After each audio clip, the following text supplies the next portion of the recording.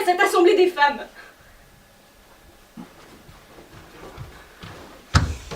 C'est moi, ici présente. Ah.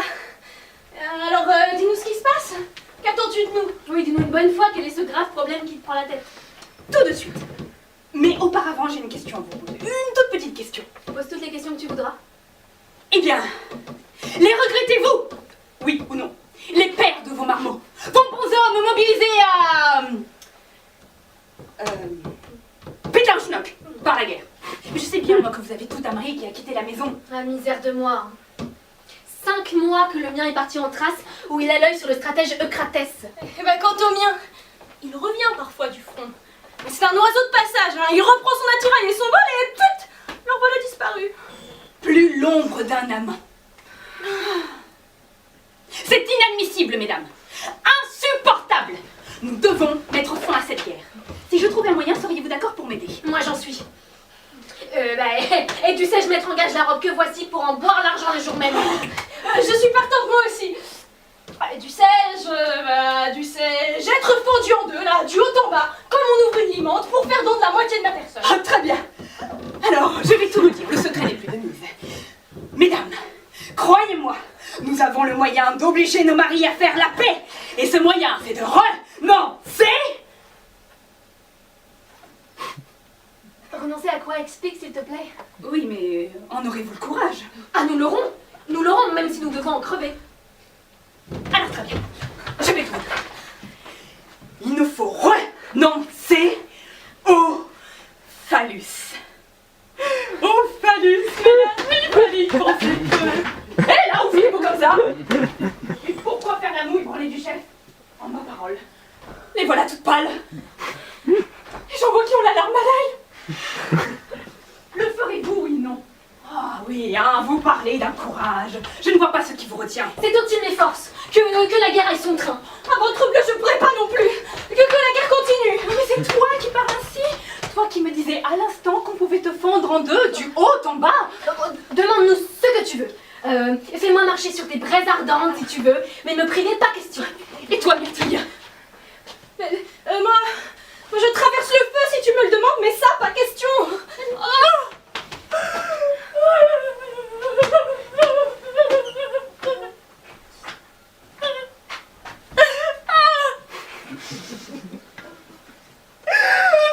Je comprends pourquoi nous sommes le grand sujet des tragédies.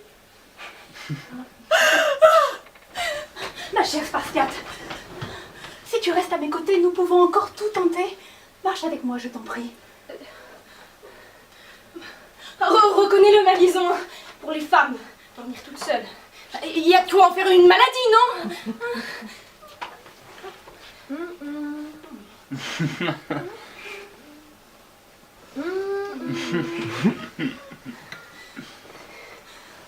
Oh, mes fils, je marcherai tout de même avec toi, car nous aussi avons grand besoin de la paix. Oh, ma chère amie, tu es bien ma seule vraie amie. Bon. Et si, dans la mesure où la chose est possible, hein, nous nous abstenons de ce que tu dis? Le ciel nous en préserve. Crois-tu que ce serait le bon moyen de rétablir la paix? Mais oui, parler de déesse. Imagine un peu. Nous sommes chez nous, bien pomponnées, toutes nues, dans nos nuisettes d'Amorgos. Et voilà nos maris qui brûlent de nous mettre sur le dos. Mais nous, au lieu de leur dire « Oui, oh viens mon chéri !» nous nous refusons. Eh bien, fais-moi confiance. À ce régime, ils assigneront vite la paix. C'est pourtant vrai. Et quand on y pense, Ménélas jadis, quand il a eu reluqué les pommes d'amour de la belle Hélène, qui en plus choisi se baladait à poil, eh ben je crois bien qu'il l'a lâché son épée. Ouais, mais qu'est-ce qu'on fait, nous, ma mignonne, s'ils nous plantent là, nos maris? Quoi? Mais comme disait le sage Férécrate, nous écorcherons la chienne écorchée du doigt et de la main, si tu vois ce que je veux dire. Simulacre et faux semblant. Et s'ils nous harponnent de force pour nous traîner dans la chambre? Alors, campanne-toi aux portes. Et s'ils nous flanquent une raclée? Alors, on se prêtera. Mais le plus mal possible et de mauvaise grâce. Et pour la chose, ils n'ont pas de plaisir si la femme n'est pas consentante, vous le savez bien. Et puis, vous les ferez souffrir. vous leur rendrez l'existence infernale. Fais-moi confiance. À ce traitement-là, ils en auront vite assez. Pour qu'un homme prenne son pied, il faut que la femme y mette du sien. Aristophane. Je l'aime, mais lui se moque bien de mon amour, de mon amour. Non, je t'en supplie, Malison, ne me demande pas d'aller le retrouver. Oh, Victorine, ma Victorine adorée! Viens, descends, je suis ici. Par Zeus, non, je n'irai pas. Mais c'est moi qui t'appelle, Victorine. Pourquoi ne descends-tu pas? Appelle tant que tu veux, tu ne veux pas de moi, tu ne me désires pas. Moi? Je ne te désire pas. Sacre Dieu, dis plutôt que je n'y tiens plus. Je m'en vais. Attends. Écoute-moi notre enfant, tiens. Hé, petit! Hé, maman! Maman!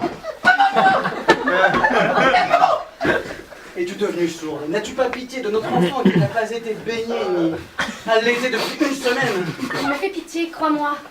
Et son père est bien négligent. Descends pour le petit, ma douce. Ce que c'est d'être mère. Bah j'y vais, que puis-je faire d'autre? Comme elle me paraît rajeunie, ma Victorine adorée. Et son regard m'aguiche comme jamais. Si elle se fâche contre moi, si elle se rue dans les brancards, oh c'est justement ça qui est dans tous mes états. Aïe, je n'en peux plus, le câble va péter. Tu bébé! Oh, quel vilain père tu as! Viens là que je t'embrasse, mon petit canard en sucre. Mais toi, méchante, pourquoi me fais-tu ça? Pourquoi laisses-tu toutes ces méchantes femelles te mener par le bout du nez? Mais je souffre par ta faute. Regarde-moi. Ah, et puis toi aussi tu souffres. Oh, pas les pattes! On n'approche pas! Mais enfin, Victorine, as-tu pensé à l'état de la maison? Au linge, aux vêtements, aux miens, aux tiens. Sans toi, tout s'abîme. J'en ai rien à faire! Et ta tapisserie. Et les poules la tirent de tous les côtés. Tu n'en as rien à faire non plus. Non plus, par Zeus! De mon conjugal. Les rites d'Aphrodite. Ah, ça fait un moment que tu ne les as pas pratiqués, les rites d'Aphrodite. Tu ne veux pas revenir. Que nenni! À moins que vous ne traitiez avec l'ennemi et ne mettiez fin à la guerre. Soit. S'il n'y a que cela, nous le ferons. Eh bien, si vous tenez parole, je rentrerai à la maison. Mais avant, pas question. Mais enfin, Victorine, couche avec moi au moins une fois depuis le temps. Je t'aime. Je ne peux pas dire le contraire. Mais pour ça, c'est non. Ah, tu m'aimes. Mais alors qu'est-ce que tu attends pour t'allonger tout contre moi? Mais t'en as des bonnes, toi. Devant le petit. Oh mais par Zeus, que le marmot retourne à la maison, tiens. Hé, Manès, emmène le garçon. Chocho, chéché, que va de chocho, que va de chéché, t'as pas de fritas que va, hein? Arrivo de sport que va, jambon sanguin d'Athènes qui va, pomme d'amour de Mykonos qui va.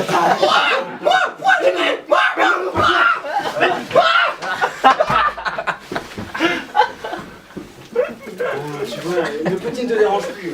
Alors qu'est-ce que tu attends pour t'allonger contre moi? Mais mon pauvre ami, où veux-tu que nous fassions cela? Oh, et dans la grande pan là, tout à côté. Ça serait bien, non? Mais tu sais bien qu'après, je devrais faire mes ablutions pour entrer à l'acropole. Et tu pourras aller te laver à la fontaine de l'Eclipsir. Et mon serment malheureux, devrais-je me parjurer? Mais je prends ça sur moi, t'occupes pas ton serment. Oh, c'est d'accord!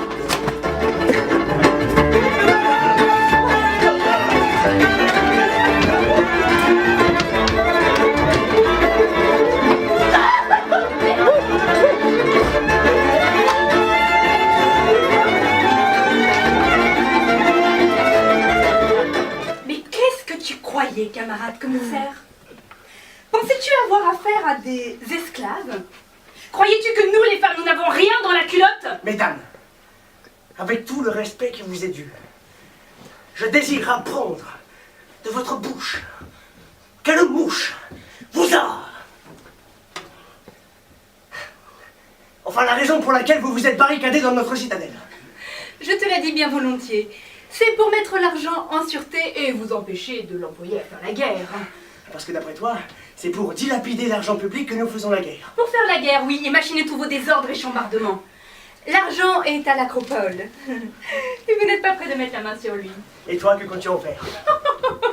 Mais nous allons le gérer, cher monsieur. Vous, gérez les fonds. Mes rêves.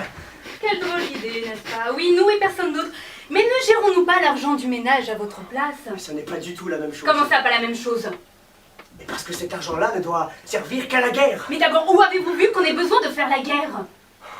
Non mais, vois-tu un autre moyen d'assurer notre sécurité? Mais c'est nous qui assurerons votre sécurité. Vous? Non mais vraiment, j'hallucine, hein. Et pourquoi pas nous? Je suis née femme, certes. Mais quoi? Me l'imputerez-vous à crime si ce que je propose est meilleur que la politique pratiquée de nos jours? Moi, ma part de l'impôt, je la paye en homme, que je donne à la patrie. Tandis que vous, là, vieillard misérable, vous ne versez rien. Et bien pis, le trésor de nos aïeux qui datait des guerres contre les Mèdes, vous l'avez dilapidé sans contrepartie pour la contribution de guerre. Qui a mis la graisse sur la paille, sinon vous? Vous avez quelque chose à répondre à ça? Ouais, bravo, bravo, bien parlé. Ah si. Ça c'est un peu fort de ma part. Dis-toi bien que c'est nous qui te sauverons, que tu le veuilles ou non. C'est inouï cette chose-là. Mais qu'est-ce qui te dérange? À la fin des fins, c'est vous qui nous y obligez. Parlez mes terres, c'est contre le droit. Ah, te sauver, mon cher, voilà notre devoir. Même si je ne te demande pas. Raison de plus. Et d'où vous est venue la brillante idée de vous mêler de la guerre et de la paix? Nous te l'expliquerons en temps voulu. Parle. Je te veux pas tâter de nous. Soit! Mais tâche de retenir tes points et de m'écouter. Tu es damnée, fichue bonne femme. Est-ce que tu vas faire une bonne fois pour toutes ce qu'on te dit? Parle. Puisque tu me le demandes si aimablement, nous parlerons. Au commencement de la guerre, avec notre patience habituelle, nous avons tous supporté de vous, les hommes, tout et n'importe quoi parce que vous nous aviez donné un seul droit, celui de nous taire. Et Dieu sait que ce n'était pas particulièrement pour nous plaire. Mais nous vous connaissons bien et souvent, le soir, nous apprenions que dans telles affaires importantes, vous aviez pris les résolutions les plus faibles. Alors, désolé, nous vous demandions le sourire aux lèvres. Aujourd'hui, qu'a décidé d'inscrire l'Assemblée sur la stèle? Est-ce que cela te regarde? Non. Alors tais-toi. C'est pourquoi je me taisais. Mais d'une fois sur l'autre, nous apprenions que vous aviez pris une résolution pire que la précédente. Nous vous demandions. Mais comment, mon mari chéri, pouvez-vous agir ainsi, toujours en dépit du bon sens? Aussitôt, c'était les regards en dessous, les menaces. Vas-tu te remettre à ton tissage? Ou c'est la tête qui va t'en cuire?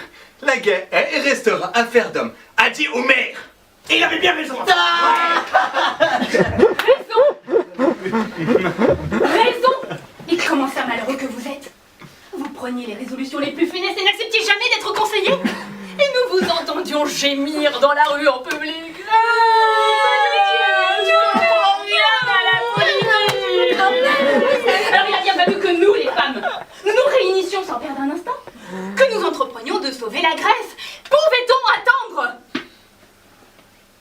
Alors maintenant, si vous le voulez bien, c'est à votre tour d'écouter nos sages conseils, de vous taire un moment comme nous l'avons fait, et peut-être pourrons-nous vous remettre dans le bon chemin.